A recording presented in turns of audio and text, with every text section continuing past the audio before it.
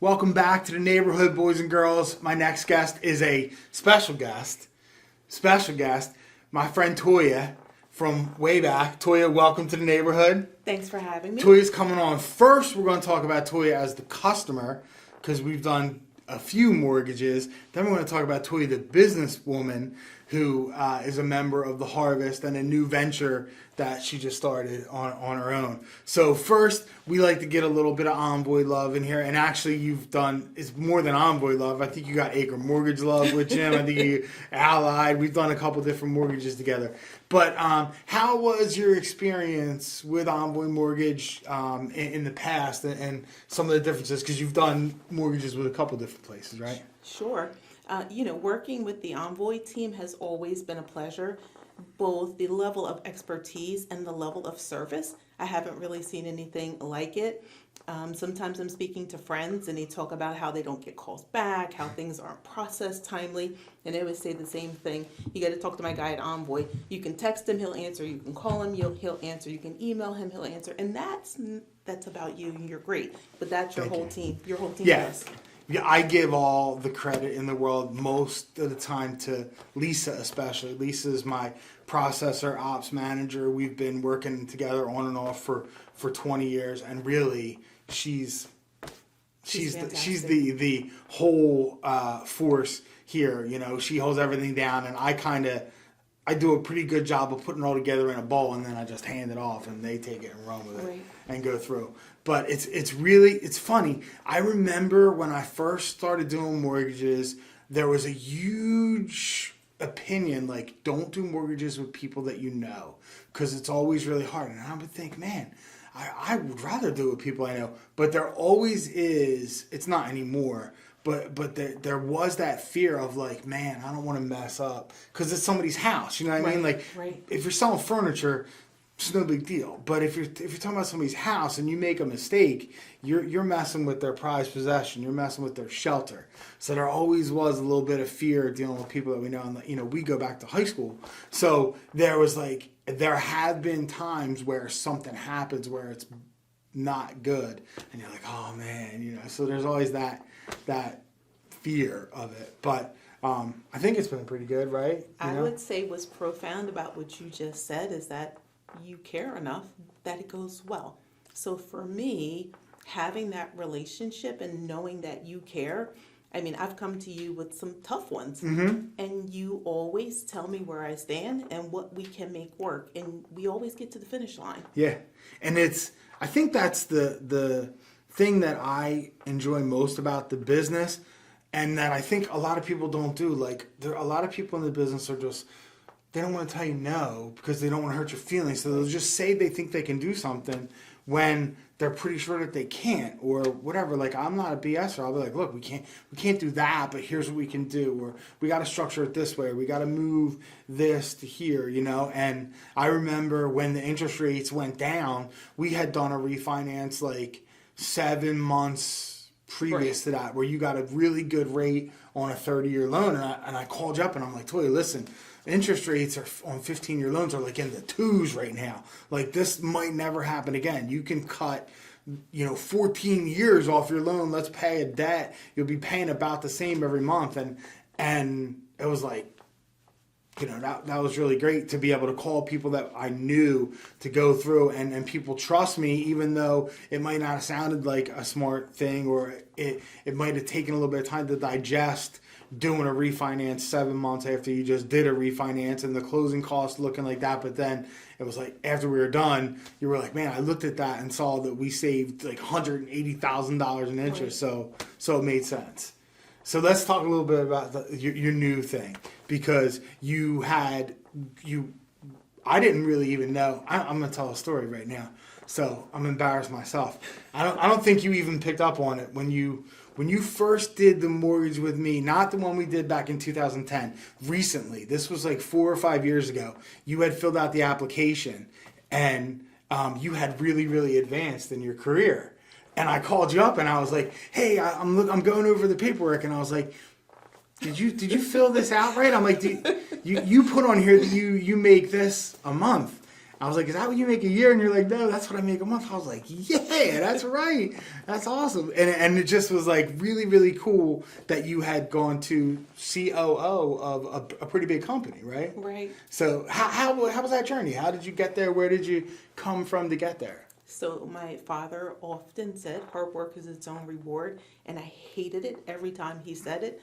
But really, I grinded. I went in and I attacked it. You know, I'm a nurse by background, and we take care of people. So I think when you do the right thing for the people and you work hard, you can make it happen.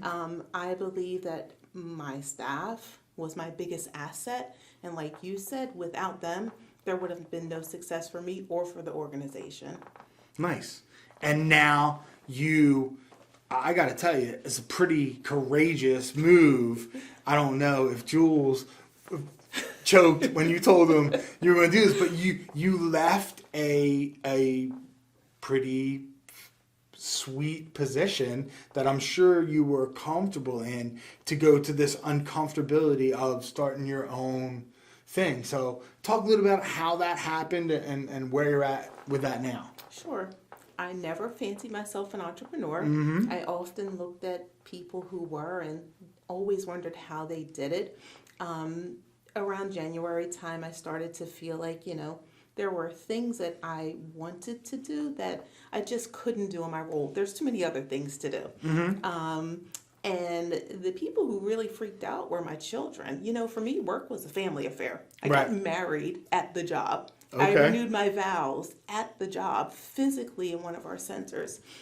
So it was like losing a piece of my family. Right. But I decided that there were things that I could do on my own that I couldn't do in my current position. And I decided to start a company that helped seniors who were out in the community who needed assistance in finding their way, navigating through the healthcare continuum. Our elderly people don't always know how to manage that, and I know how to manage it very well. So that's my goal, to assist as many families as I can as they navigate with their aging parents. So let's start from who is your target client and what you do to help them.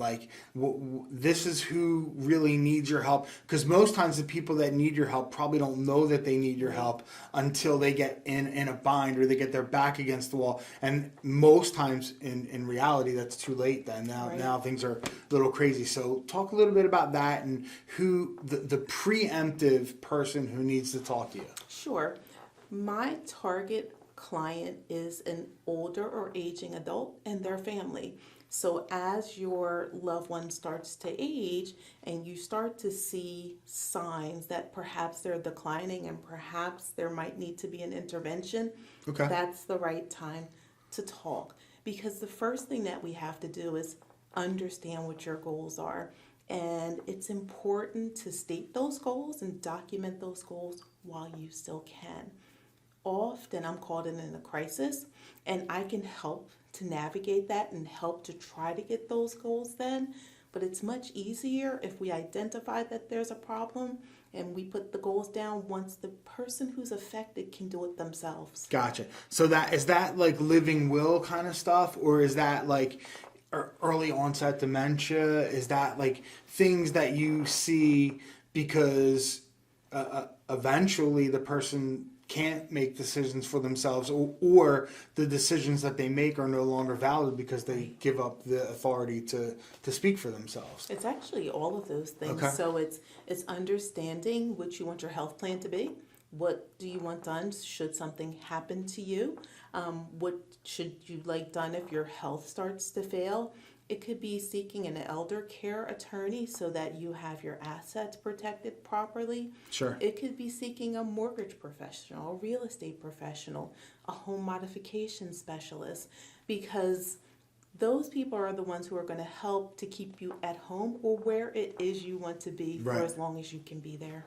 People don't, and I don't have personal experience yet, but I have heard of a lot of horror stories in that. People don't realize that if you have to go into a managed care facility, they they take what you have. You know what I mean? Like, you don't have the option, if you've worked your whole life to get equity in your house, to leave it to your kids. If you have to go into a full-time care facility, they take your house, you know? Exactly. So if someone needs care, whether it be an assisted living or long-term care facility, your assets are what you're going to use to pay for that. So there are ways that your assets can be protected, but those are provisions that you have to make up front. You also have to make provisions for your care. Right. So maybe you need to set aside a certain amount of money so that your care can be managed over time.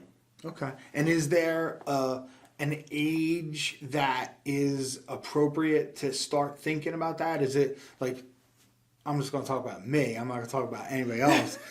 I'm 50.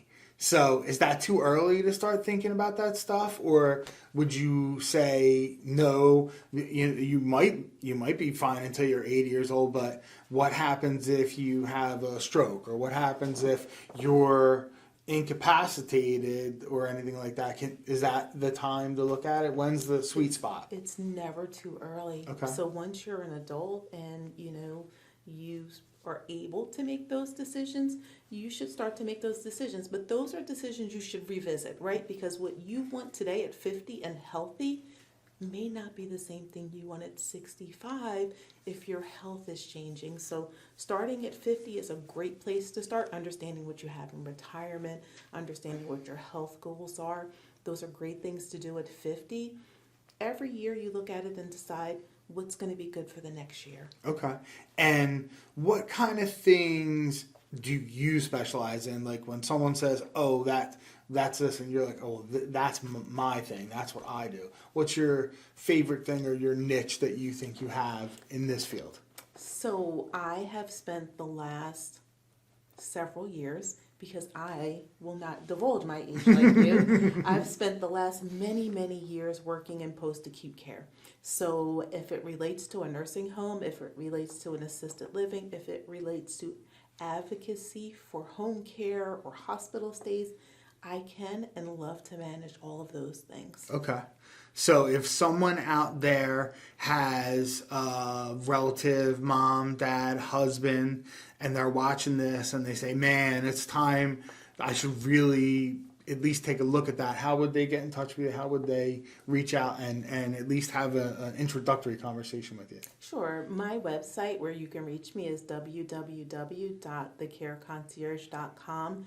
I always offer a free consultation because, a lot of times I can sort through some simple problems in 15 minutes and then the person's on the right path, and that's free. We have a free 15-minute consultation.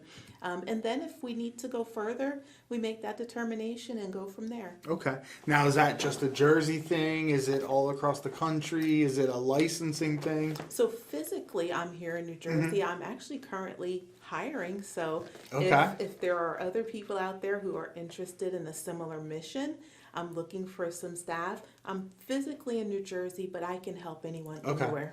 There's no, like in the mortgage industry, you have to be licensed in your state. There's nothing that says you can help somebody in Hawaii or anywhere. No, because I'm not delivering care. I'm just helping to support clients to get to the right care. Okay. Now, what about like someone who is wondering what health care coverage they should have? Is that stuff that they should talk to you about? Like when I fill out my health care stuff, I have no clue what I'm doing. I'm just like, yeah, I'll take the best one or whatever. Is that something that they would consult you with? Or? So if anyone had that question and they called me, one of the things I like to say is I like to connect the dots. I consider myself like that hub. And I use the spokes to connect the people to the right people. So if you needed help making selections for insurance, I have the right person who can help. Awesome. All right. So I'm going to ask you one personal question for this, because I don't know the answer to this one. So if you could have an interview with any person, alive or dead, throughout history, you could sit down with them for a half an hour, who would it be and what would be one of the questions that you would ask them? Great question. It's a great question. I think that the answer is, and it's probably going to be a little different. I think it would be my father. Okay. My father has passed away, but my father always had these great antidotes about life. He was a postmaster and one of the first African American in the state. And as it relates to business advice, he was always the person. And I'd love to know what he thought about this jump. I mean, I can't imagine what he would have thought about me moving on to start my own business. That's awesome. That's awesome. Toya, thank you so much for coming in. Thank you for having me. Awesome. And we'll be right back with the next guest on Mr. Mortgage's Neighborhood.